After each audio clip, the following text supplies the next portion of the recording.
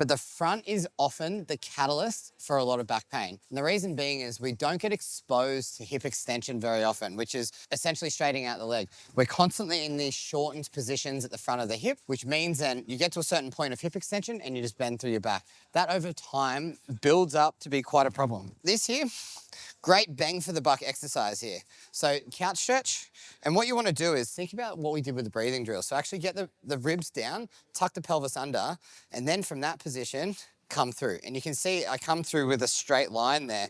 And even just coming a little bit further like forward, I start to get a massive stretch through the front there. Now, once that sort of settles in a little bit, start to use your breath a bit as well. So big inhales, big exhales, and you can see I'm pushing my ribs down, tucking the hips under, and then continuing to lead from the hip. Now, we want to incorporate those breathing style drills into the actual mobility work as well, so that body actually starts to accept it. Like hanging at end ranges here doesn't really do a lot for us, but being in a position that's really nice and stacked, and then from there, working into these end ranges is something that's going to allow our body to understand that it's safe in this position and start to get some real length. Now, with this one, this is obviously hitting the rec fem, like your big quad, but we can drive in still with a stacked position, still glute on, and get a little bit more of that high hip flexor as well, which is super beneficial because you've obviously got the quad muscles, but you've got these really high hip flexor muscles that need some attention too.